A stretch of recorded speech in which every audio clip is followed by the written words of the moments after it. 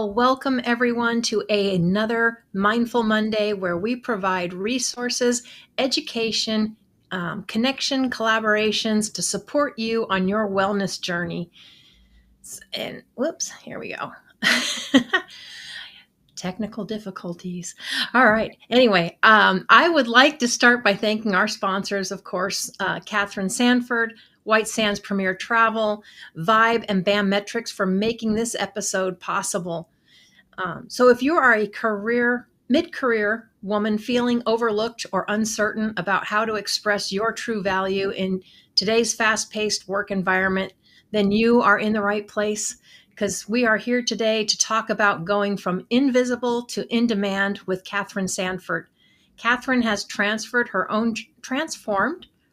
her own journey of reinvention into a beacon of hope for others. And with her compassionate yet direct approach, she empowers women in their 40s, 50s, and 60s to break free from outdated narratives and step into the spotlight they deserve. So please help me welcome Kathryn Sandford. Kathryn, thank you for joining us. Oh, thank you very much for inviting me. It's very excited. It's a pleasure. Thank you. Absolutely. So you had your own journey of reinvention before stepping into this space. Can you share with us a little bit about your journey? I've had a continuous journey of reinvention, actually, and I think that that's part of what our lives are all about, is that we're continuously reconsidering what to do next. Some of us don't do anything and others are forced into it. And so for me, my first kind of reinvention was when I left teaching. And that was a situation that I was forced in a sense of discontent. I was unhappy teaching. I loved teaching, but I'd been given head of school, and the role did not suit me. I'm not an administration person, right? Fine in the classroom, but I don't do reports. And I took that job because I was asked, which was great, and the money was great. But I really didn't explore it as to saying, was this the best job for me? So then I had to leave an environment which I loved and move into the corporate space. So that was a move that I made. That was probably my first move. And then when I got into the corporate space, I realized again that I wasn't clear on what I was looking for. Where I best fit. I felt like a square peg in a round hole, and I was always trying to fit in. And I worked in government. Then I moved to government, so I reset myself again. And then I moved. So I've had this continuous journey, but the biggest time where I had to really look at where am I going, what am I going to do, and what do I want is when I lost both my parents and my whole life sort of crumbled.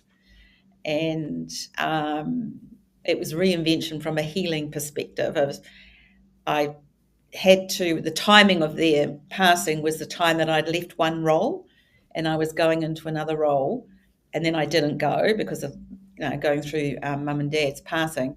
And so then I had to sit there and think, well, here I am going through a grief process.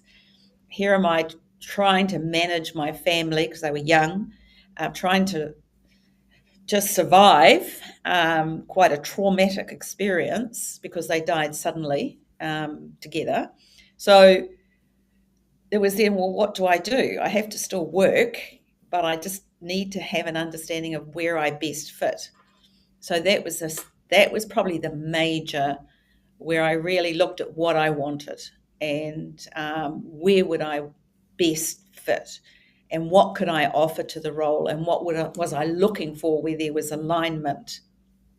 Yeah. And so that, to me, that probably was the first bit. But then there was continuous ones. As I said, it never stops. No, it doesn't. No, it's ongoing. Even lately, I've I've left my recruiting company with my business partner and gone into coaching. So I had to reinvent and reposition and start again, really, and reset. So only in the recent year, 12 months, I've gone through another process of picking myself up, leaving what was good behind. It was good. It wasn't bad. but it wasn't what I wanted. And so this is where I wanted to be. And as you get older in life, your priorities change and what's important to you changes. And so there we go. There's another stage of reinvention. Yeah, Yeah. so many valid points in there. For one, I'm sorry about the loss of your parents. I know that's got to be difficult. But we're always reinventing ourselves, right? I mean, you mentioned a few things like, being in jobs, and yes, it may pay really well. And I don't know how many people stay stuck with jobs just because it pays good, but they're really not happy. But Yes. you at least moved and transferred to something else. And so, like you said, as things change, you kind of keep reinventing yourself, which is, you're living proof that that's okay to do that. You have to do that, I think. Yeah, you have to. And I think that being a optimist and a hopeful one, I've always thought it must be better. I guess I can't go back, so Right, right. I have to keep moving forward. And I think that, and on my own journey and through the coaching I do, I realize that this transition or change or reinvention starts from two places: either the place of pain, which I've experienced, or the place of wanting more, the desire to be more or have more. And I've experienced both. So I know the recent reinvention was the desire to be more. But past I've had pain, which has caused me to really look at life and reflect. Yeah. And that's, I think sometimes it's a difference between generations a little bit too, because in the older generations, normally when you got a job, you were taught to just kind of stick Yes. and work your way up the ladder and stay there.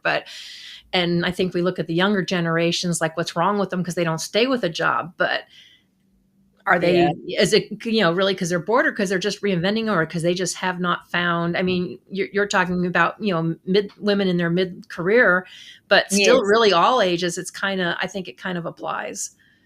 it does apply. And in the world of work is just changed so much. It's more disruptive. It's more demanding. It's more competitive.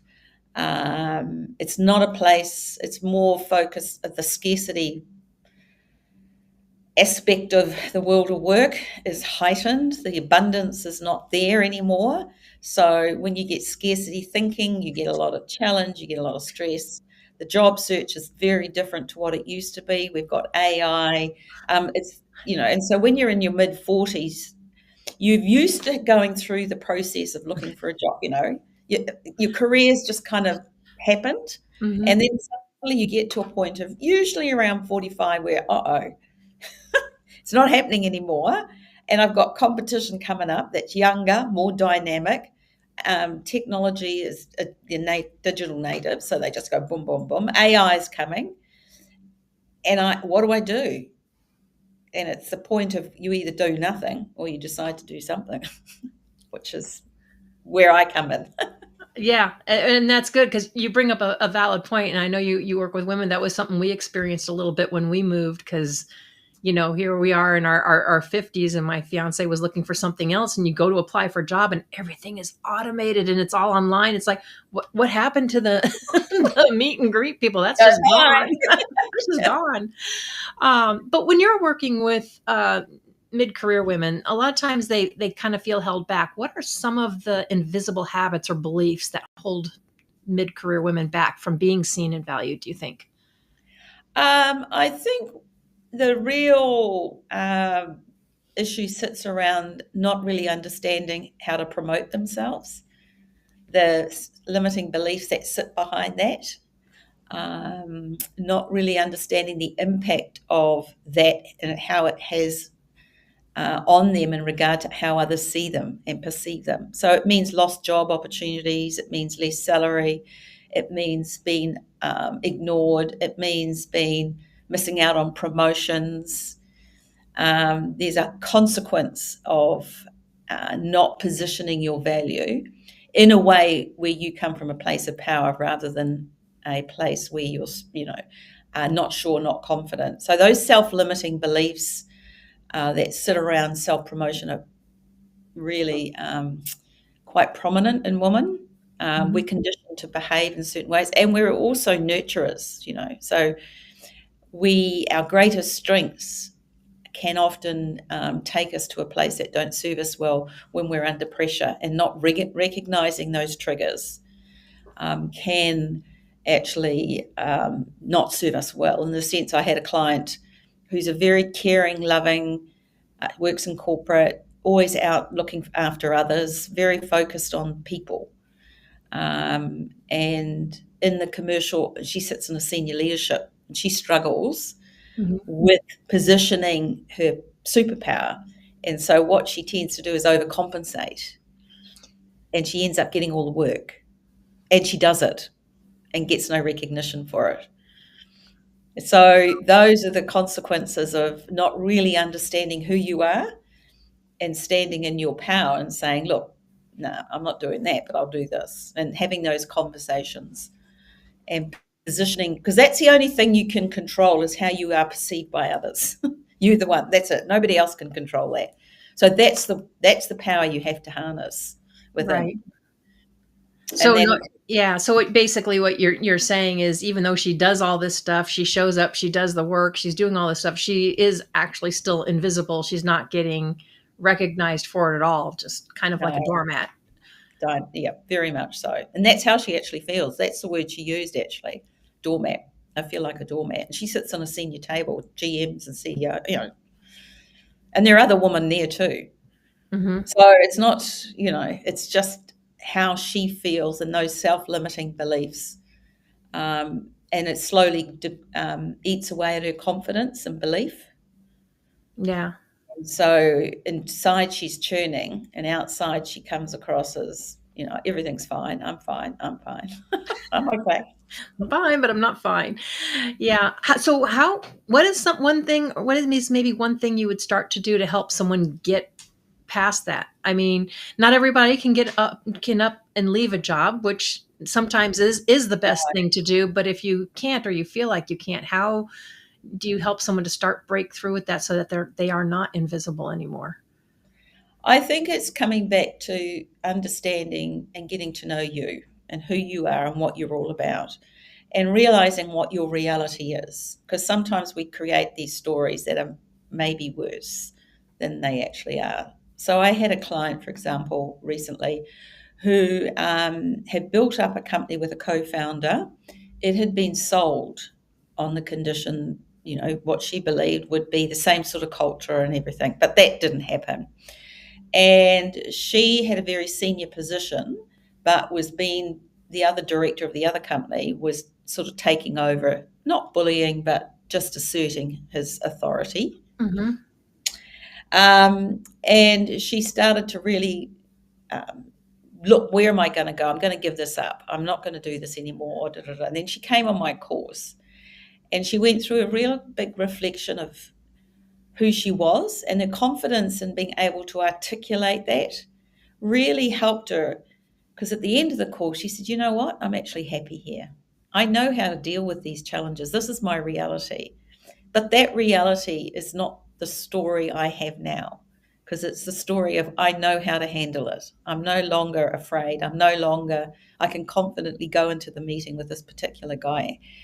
And if I believe he needs to be challenged, I'm comfortable doing that. So why should I go? Because I love my job. So that's the Right. kind of work, is a sense of looking at what is your reality, what are the stories that you've created, and why can't you create new stories from a place of power, Yeah. from self-empowerment. Yeah. Absolutely. Yeah, and that takes a lot too, especially if you've been telling yourself that same old record for Oh, a really long time. Yeah. and that's the other part that we look at, is neuroscience and understanding how the brain operates, and how, you know, we have a brain that is there to protect us, but it only believes what we tell it. And if we're telling it things that aren't great for a Yeah. long time, Oh, yeah, yeah, and we make it true, even if it's not. It's like you make it true because you keep repeating it. yes. Yeah. Can you share a personal experience where you felt invisible in your own career and how that shaped your coaching approach? Um, I think back to when I left teaching, and I was um, I decided to, yeah, I was having children. So I had my eldest son, Hmm. and I decided that I would, he was about 8 months, and then I decided, look, I'll get a job. I think it's time, you know. And so I went and applied for work, and I'd never really applied for jobs before, and when I went into these interviews, I underestimated my value, and I ended up taking a job which took me back to administration. I couldn't believe it. I was like, whoa. And the first day I walked in there, and that was the first time when I was told to go and sit at my desk, because I'm used to, teaching and being in command, or being in command and Right. leading, walking in and saying, come on. And I sat there at my desk and nobody said anything they said hello, but nobody just got on with their work. And I was like, whoa, what's happening here? And so for about 2 or 3 months, I really struggled. In fact, I got to the point where I really thought, nah, why am I doing this? I don't even like the job. I'm going to have to go. And then a friend of mine who I used to teach with um, popped up she'd got another job in another office a little bit down the road in the government office. And we bumped into each other. And she said, what are you doing? Where are you? I was like, I'm here. What? Why haven't you joined this? Why haven't you done this? Why haven't you done this? And I thought, why haven't I? It was just because I just took on this whole thing of being invisible and just took up that story, really. And it wasn't until she challenged me and said, well, yeah, okay, the job's bad, but why don't you get out and join groups and become more visible? Because nobody knows you're here. I was like, okay. So that was probably the first time I was like, oh, okay. So did you wind up staying there long or no? Yeah, I did, but I moved on because then I moved into different roles, and I left that training coordinator role. Well, I don't know what, maybe I probably would have, but if Sonia hadn't have, because it was about 3 months, I've been there 3 or 4 months. And because I had a young baby, he was 8 or 9 months, and the creche was just across the road, so I could see him, and we were getting, because it was government, you get discount childcare. I was Okay. making up all these. Well, it's, I can do this. I can, Yeah. means that we can. And my husband worked, so we could go to work just up the road as well. So we could go to work together, drop Taylor off, and I could see him at the creche. I used to dress him in bright jumpers, so when I looked out, I could see them. And can spot them easily. So I kind of use that excuse of my reality to say, okay, I'll just keep being invisible. And then my very dear friend just said, like, what are you doing? I probably would have stayed, actually, based on the fact that it suited our lifestyle rather than me. Right. But that's the thing again, if you're doing stuff just to make ends meet or because you know it can work, but you're not truly happy, is that really benefiting you? Well, that's true. Probably not. Yeah. No. No. Now, I know a lot of times we've been saying reinventing, but I know a lot of times often you say refining rather than reinventing. So what would that actually look like in practice? I think that the other word I use is rediscover, because I think we Okay. already know who we are. It's just that we've lost it. So reinvention is about becoming this new kind of thing. But I think it becomes more um, rediscovering the potential of what you have and then shaping it into something new. But you always know, and that's one of my coaching, I always know one of my superpowers is I can see potential. So I know where that person can go. I just need to help them discover it and bring it out, because we all have our own innate understanding of ourselves, but we just layer it with lots of confused messages. Depending on upbringings, right? Oh, Background, yeah, there's a whatever whole else lot you've of, been through. Yeah. yeah. So Yeah. there's a whole lot of things that go on around that. But yeah, it's more that rediscover. and then recreate, which is the theme of reinvention anyway. Sure. Yeah. Yeah. Oh, and that's always so important too, because like I said, you play all those old broken records. You're there. Just sometimes you'll lose who it is after all of that. Well, you do, and it becomes your story, right? You create Yeah. these stories, and that becomes your truth, and you just. But inside, there is a little voice that's going, I don't think so. This is not. This is And not right. sometimes it takes that friend to say, "Hey, Where to are wake you? you up and say, what are you doing?" Yeah. Well, I know we have a lot of people that are watching and a lot of people that often feel stuck, and we are going to go over about some initial steps that they can take from being stuck. But we're going to take a quick break from a word from our sponsors, and we will be right back. Okay.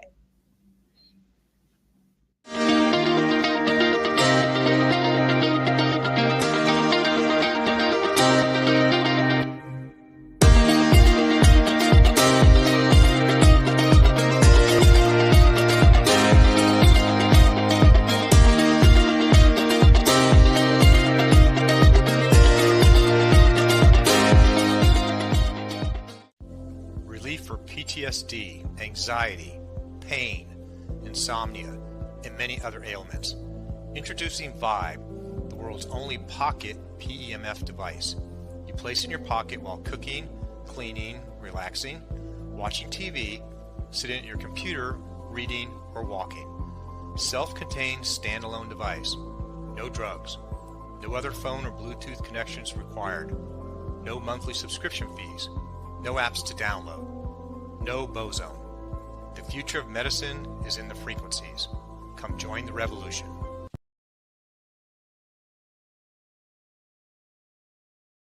Hi, I'm Bobby Aldridge with BAM Metrics. There are so many programs out there that measure your swing speed, sets, reps, your BMI, your body fat, but the one thing they're not measuring that's so essential is mobility. Mobility is the key. If you're measuring your mobility, your performance will get better and you will reduce your pain. I created BAM Metrics to make it easy for people to repeat the exercises so they could do it properly at home on their own. It's simple, it's easy to do, and from a senior to a pro athlete.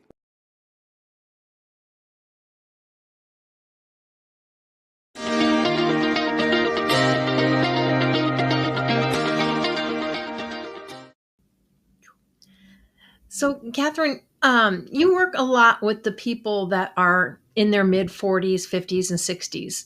Is that when you feel that they mostly feel stuck, or is there a particular reason why you chose to do mid career? It came initially through my work as a recruiter, my recruitment company, and I ended up interviewing and working with a lot of senior execs, women and men. And I noticed this pattern around the 40-ish, 45-ish, mid 45, that there would be a point I call a crossroad. So that they'd actually use the word crossroad. I'm at a crossroad. I'm not sure what I should do, where I should go, what's in the future for me. And they struggled, and ended up coaching them, which is kind of, because I used to be a coach anyway. So I kind of started this coaching where I'd say, well, let's work through how you can move past that. So if you want a new role or you're being made redundant, you actually have a plan and a strategy in place. Because research has shown, I think it was Harvard, one of the universities said that about if you're in the 45 plus and you're in the management level, you're at 48% chance of being made redundant or losing your job or being restructured out, because there's two things. You can lose your job or you suffer from stress and burnout because you're picking up the resources that have been, and you're required to do more. So you just keep picking up more work. So you either have burnout, you lose your job. Mhm. So understanding that dynamic of work and where you fit best as you go older. And I just started working with a few people, senior execs, and then I realized that actually this is hearing these stories all the time. And then when they go for interviews, they're so used to being apply for a job on a job board, go to Seek, or they get tapped on the shoulder. It wasn't happening anymore. So they became this person of sort of, what am I going to do now? So that's where it really started. And when it kept the same story kept coming up when I was meeting with these candidates and clients, even clients, So I just started working with them, developed an online program around personal branding and visibility, and used that as a baseline to coach them. So that was the kind of how it started. And then my own story too, because I was like, look, I've had Yeah, I've been there. Yeah. So for those who feel stuck, what initial steps can they take to start refining their personal brand? What would you suggest? Well, I think it's, the personal brand is a word that's thrown around and it's becoming more and more popular today, everybody, personal brand. And really, your personal brand is your visibility. It's like you've got to step out, right? You've got to be visible. And I think that a lot of us really don't understand what being visible means for us.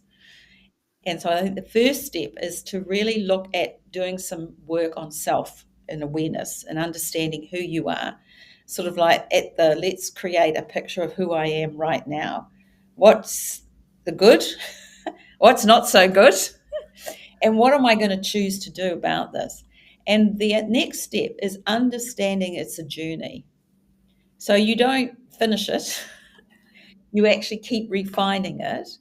But the start of the journey is getting clarity about you and who you are, what you're about, what do you really want, what are some of the challenges that you are going to have to face, your own challenges, like overcoming self-limiting beliefs, overcoming not really understanding the triggers that set you off in a certain way of self-sabotage, working with all of those. And it's developing a fitness muscle of visibility. So it's like getting fit, right? If you want to be visible, or if you want to be fit at 60, 50, whatever it is, you actually have to start now. And then you just I call it developing your visibility muscle. So it's like going to a trainer. You just keep doing it step by step. I call it the 1% improvement or the 1% challenge. So one of the things I work with my clients is about the 1%, just do a 1%. So one client of mine had a lot of self-esteem around her weight. So I said, just deal with that. Just look at that. Do 1%. What are you going to do today? And what's the 1%? So we just set 1% goals. And she ended up losing 15 kg going to the gym. And then her visibility became more real to her because she had worked on self and her confidence started to grow because she'd actually taken action. So she was ready for becoming more visible, and she just took off. But had she tried to do it without working on herself, she was going to get someone to do a LinkedIn profile and write. And I said, you've got to write your own story. Don't get anybody else to write your story for you. Get them to clear it up, but don't tell them to write your story. Yeah. And then I think that's an important part too, is them discovering who they are. And, because really you are your brand. It's not, a lot of people think brand, it's whatever the catchiest phase and fad is. And it's like, if that doesn't align with who you are, what you stand for, then that's not your brand. But then, like you said, you got to be consistent in promoting yourself. And since you brought up LinkedIn, I have to ask you, so what does a personal brand really mean, especially for women? Think it's just self-promotion or posting on LinkedIn? I know it's more than that. It's showing up in a room. I call it unapologetic and unstoppable. It's just like showing up and being really comfortable with it. People say to me, "Oh, you make it so easy." I said, "Oh no, it's taken years." It's about showing up and really understanding what's important to you. What is it that you want? Do you want to hide away? Do you want to ignore the opportunities that the world is giving you right now, no matter what age you are? There's always opportunity. So LinkedIn is the reality of the world we live in, right? And if you're in a professional career or own a business, everyone goes to LinkedIn. And as a recruiter, I know this. I go to LinkedIn. If I see a CV like I did the other day, I'll go to LinkedIn first before I read the CV. Okay, so just so our audience knows, what is CV? Oh, resume. Sorry. Okay. That's okay. We're all guilty. I've been on other people's podcasts where I used one. They're like, she goes, you're military, because we all have our acronyms and our names for stuff, but not everybody knows. Curriculum vitae. That's, Okay, gotcha. Okay, so yeah, resume. resume. Okay. Oh, so that brings up another point, though. So you got people going between invisible and they're going to being in demand. How do you help them to be authentic and express their value without feeling like they're boasting? Well, that's a conditioning that we've all been subjected to. It's a rule that we all have, a belief that we all have, and particularly as women, men as well. What we don't really need to flip the switch and make it a more positive growth mindset thinking, which is abundance. It's about positioning your value so that you can serve others. That's all you're doing. You're just saying, hey, I can do this, and this is what I can add to this situation to make it better. Are you interested? Or this may not be my thing, but I do know someone who would be better at it. Would you, are you open to me introducing you to them? So you're positioning who you are in a way that you're serving them. So a lot of people think personal brand or visibility is about you. Yes, in some ways, but your connection with others and how you serve them is the key to visibility, because it's how you make people feel. And Maya Angelou has that. I'm not sure whether you know the quote where she says, I'm not going to say it perfectly, but it's essentially it is, people won't forget what you say. People will forget what you say. People will forget what you do, but they will never forget how you make them feel. Yeah. So if you're making them feel the way that they feel, and they build trust and credibility in you because you make them feel good, that's not bragging. So that's the flip. That's the scarcity mindset is, no, it's promoting and da da da da. No, it's not. It's actually the growth mindset of serving others, because you're creating a presence. And visibility is about presence, because what we don't, and even in we as humans, we feel energy. Like you and I would have felt energy. And that's presence. And how I show up is, presence. My presence is how I Right. show up. So that's the visibility. That's the intangible part. That's the alignment that you have to work on, is energetically, how do I want to show up? Because that's what people feel within a few seconds. Yeah. And that's what the audience will be feeling of you and I watching. They'll be feeling the energy of it. And then they'll start to listen to what we're saying and, listen and engage. But the first port of call, or the first point, is that energetic presence and knowing what that is. So there's a lot of mindset work that goes in with your Huge coaching, I would imagine. Oh yeah. Yeah. Yeah. Yeah. What Once role you get it, would you say the mindset plays in the process of building that? 80%. And then the 20%. Hang on, no. Let's drop it back about. It's probably around 80%. It's 80%. 10% is application and commitment to applying the principles that you so determine. And the 4%, 5%, somewhere around there, is the tools, the visibility tools for you to position those, such as LinkedIn, your CV, going to interview, whatever it is that you decide are your key visibility tools. LinkedIn would be one of the major ones, or Instagram, Facebook, whatever it is. But if you're in a career, LinkedIn, without a doubt, is your key tool for visibility. Yeah, it's everybody has different opinions, but for most people that I've talked to, they consider LinkedIn to be the most professional, It is. and to be, yeah. So not to say that there's not going to be more platforms or other things, or other people don't make other platforms work. They do. Do you generally work with clients for across like all different platforms, or is your main focus for LinkedIn? No, my main focus is on LinkedIn, because that's the clientele that I work with, is mainly professionals. And so if they're not on LinkedIn, I help them get on LinkedIn. I've had people that think that alignable is the way to go, and there's always always more and more coming up, but you can get lost down those rabbit holes too, trying to go Oh, down too many. yeah, I just say stick to your lane. I'm not on, well, I am on Instagram, but I think that there's just so much stuff that we have to choose, Hmm.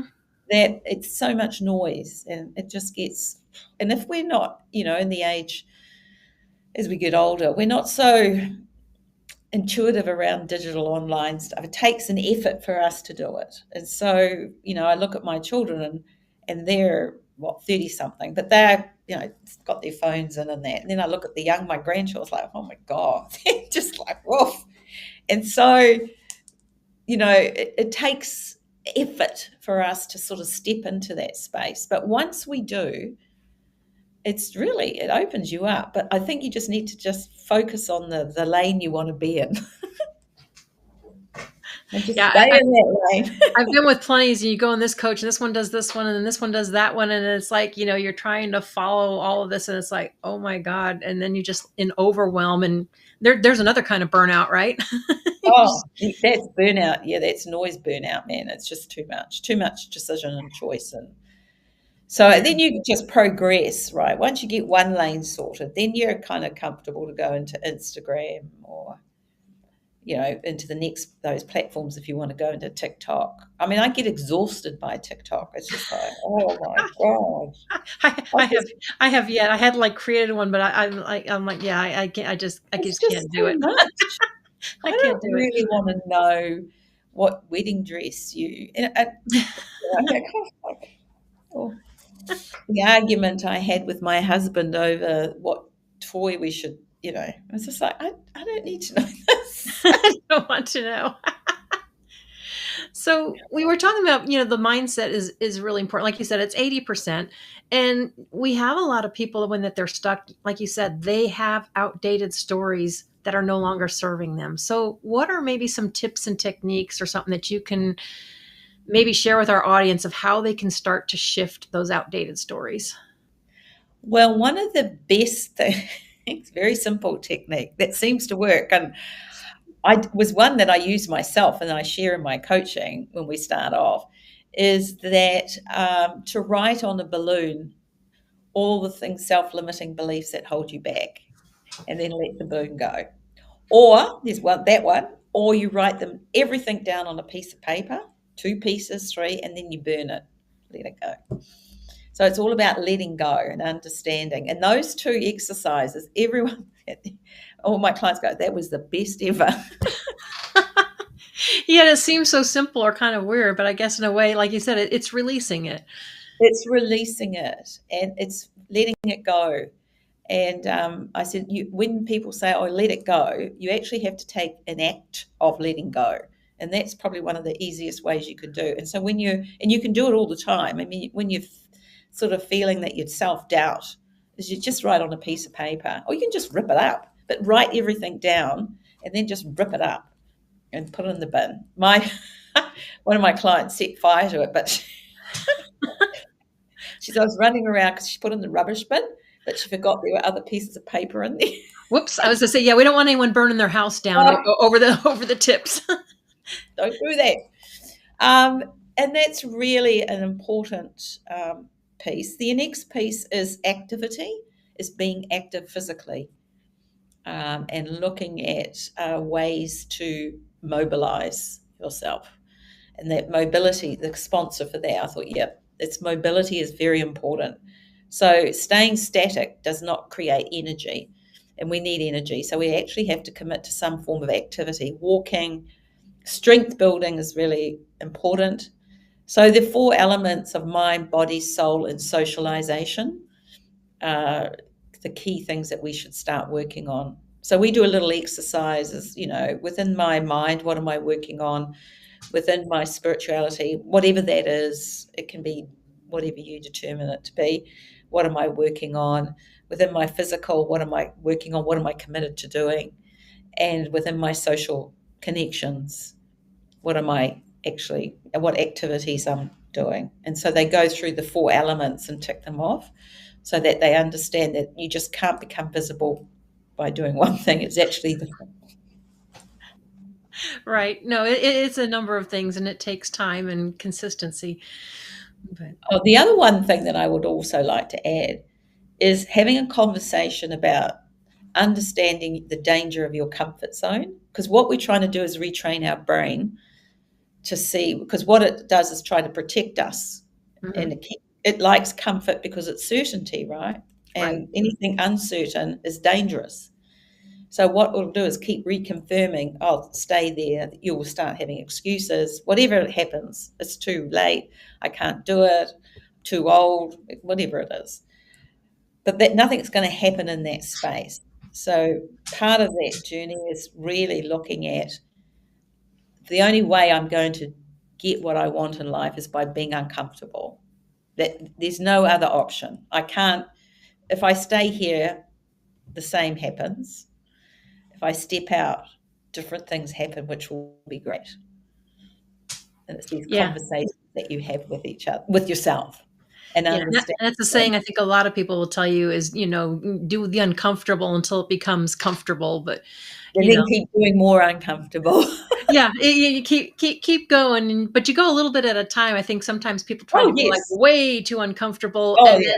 then they just wind up stopping and then going in the Too opposite much. direction. So you got to find the balance, right? Oh, well, that's the 1%, you see. Yeah. 1% increments are the best way to achieve any goal.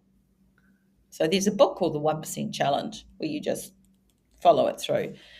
And it works the best because you're just doing it one day, one step, And it one doesn't day. seem so overwhelming, right? No. Yeah. Instead of focusing on losing, 200, well, not 200, but, 20 kilos, you just focus on losing 100 or 50 grams. Well, I don't know what it is in pounds, or I don't know, because we use kilos and grams, so I don't know what it is. But, it's that kind of breaking it down into little wee steps. Yeah, and you talk about mindset, and I had someone else call me out on that one time because I said, I had lost did they really, you lost 31 pounds? Are you trying to find it? No. Then you have released 31 pounds. I was like, you're right. I have released it because I have no desire to It's find a it beautiful again. way. I'm going to use that. Is that okay if I Yeah, use it? absolutely. I think more of us Release. use release. I'm like, Oh, I love that. I can see it now. Someone will start creating weight release programs. I'm like, yeah, because I'm like, but you think about it, it makes sense. Oh, If I you got someone it. tells you you lost something, the first thing your brain goes to is how do I find it? And I'm like, I Yes. don't want to find it. And then it comes back on again. Yeah. Oh my gosh, that is powerful. Thank you Yeah. for that. Oh, you All right. bet. So, but tell me, so what is one of the greatest success stories or one of your clients that you've seen happen with the change from helping them get unstuck and Oh, emerge? well, if check out my LinkedIn profile, my recommendations. I use my clients to recommend me. I just Uh-huh. don't, they would do. Um, each one of them has had a very different experience, but I think the clearest, the message that I keep getting from all of them is just that clarity of who they are. And therefore from there they build on the focus, and then they have the confidence. And at the beginning I say just trust the process, because what we try to do as adults is define what the end looks like. Like, will you Mhm. give me a job? Will you do? I was like, okay, I'm not going to promise you that. I'm not going to guarantee that. But what I guarantee is that at the end of the program, you will be far removed from where you started. You will never go back to that place unless you so choose. So you'll never be at a crossroads. You'll always know and always recognize what you need to do to move forward. And you'll have the tools and strategies if you keep working on it. Right. I just show a pathway. And so for many of the people I've worked with, they've found it really hard to trust themselves and the process. They'll go, because the first part of the work we do, the self-reflection piece, is quite confronting, because you have to really, and I'll go back to them, they'll review their work, and I'll go, that's a teacher in me. I go, nah, you've rushed it. You need to give deeper. And they'll go, how do you know? And I say, because the language you're using is superficial. If you were really into where you were as a child and the amazing things that you were doing as a child, you would be creating that in energy in the language you use. and all I get is nothing, no energy. So it tells me that you're just writing it down. Probably would have been a lot more detailed too. Yeah, and it would have been more expressive and colourful in language. They go, oh, okay, and then they go that, and then the other one is part of the exercises as they move forward into looking at their skills, their strategy, their strengths, and that is understanding what other people think about them. So they have to go and ask people. That's confronting.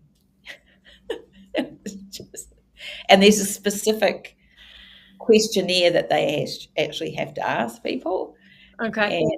and that for many is quite confronting. So all these challenges, and then there's the video challenge, then there's the presentation challenge, then there's the share. So there's always where you're actually constantly in the program having to show up because we work in small groups. And adding a little bit to the steps each time. And then there's, salary negotiation, and we all go in there because one of my clients, she got a job offer, Mm-hmm. and she came to the group and she said, they're offering me less. And we went, oh, no, but I really need a job. I said, no, stop. Yeah, there's the but. Yeah, no buts. I said, let's work on this. And so I worked with her around negotiating and using anchoring and positioning her value, and we worked on it. And she went back and recounted the offer and put in her little bit. Yep, they got the offer. They went, yep, sure. She goes. So you work with the mid-career women, but are you working with them that are entrepreneurs or just Yes. working in corporate, or both? Both. Yeah.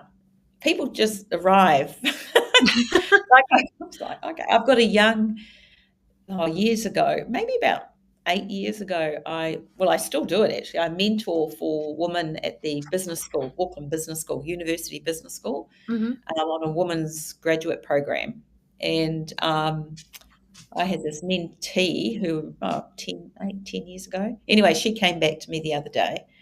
She's about mid-30s, but going through who am I? Very, very capable, very capable. But she's going through this issue of who am I?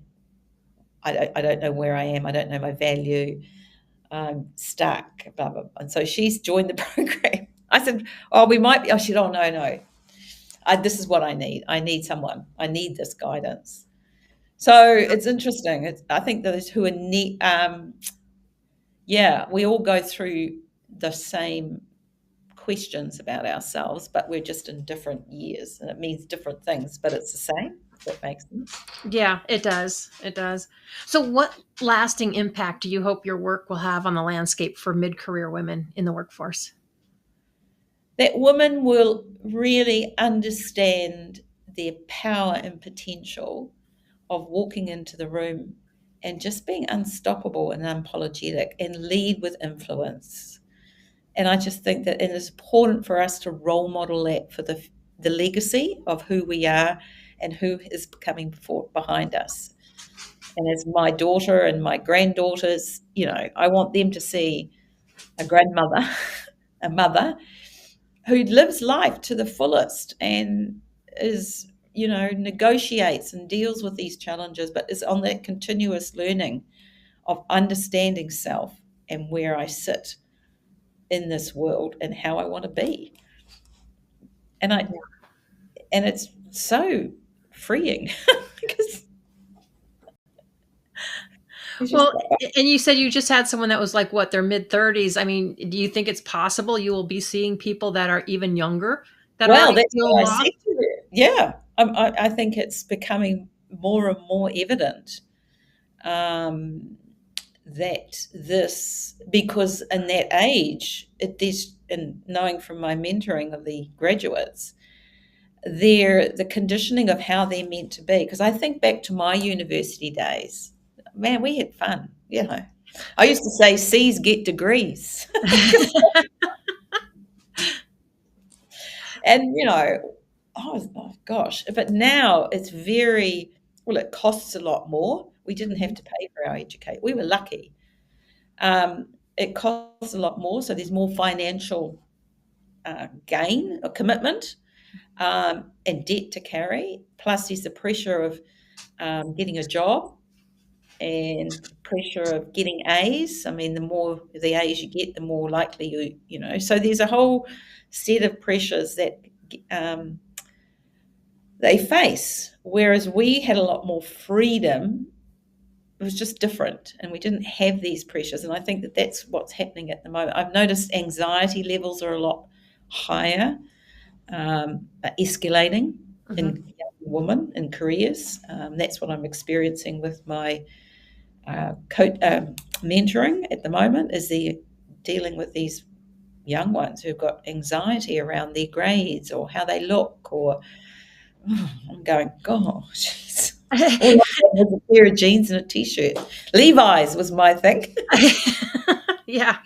But so I think, in answer to your question, I think yes. I think that there's going to be more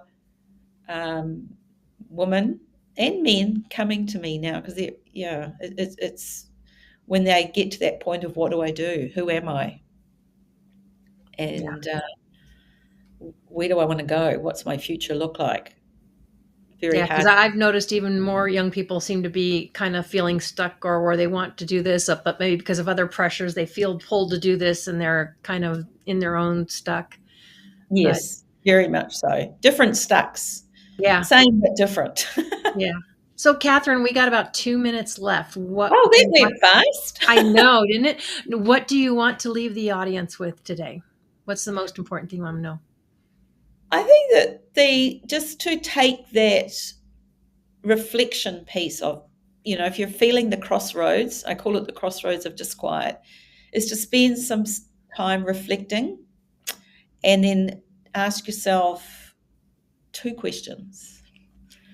Who do I want to be? Oh, 3 actually. Who do I want to be? Where do I want to be? And how am I going to get there? And then commit. It's the commitment, and be accountable for your journey. Yeah, and like you said, ask yourself. It's not asking someone else, because only you can make the decision.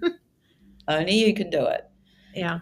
I think that when you answer those 3 important questions and you commit, that journey starts. Yeah. Well, I want to thank you for taking the time. I know you've been through your several reinvention and redefining, rediscovering, yeah, we're all recreating. But yes, and it's always good when someone can relate to what we're going through or being stuck. So I am glad you are there and helping people, because I think we have way too many people that are feeling stuck in their position and where they're at. So thank you so much for coming on and joining and us sharing your journey and your tips. Oh, my pleasure. Thank you very much for inviting me. And if anybody wants to touch base or connect through my LinkedIn, just connect through there, leave a message, and I will get back to you, because that's one thing I do. Yep. Yeah, I know. It's been a pleasure. It just went so fast. It can do that. It can do that. Yeah. Well, so, I really enjoyed it. Thank you. Great questions too, by the way. Thank you. I appreciate you. Yeah, because like I said, so many people are stuck, and I just want to make sure people know it's not just for entrepreneurs. It's not just for corporate, because you can be stuck in any frame. But having someone that's been there, that can help walk through the steps, have those aha clarity moments, is just huge. So thank you very much for joining us today. Thank you very much. And everybody, we're hoping that you can also go from invisible to in demand. Thank you for joining us, and we will see you next week.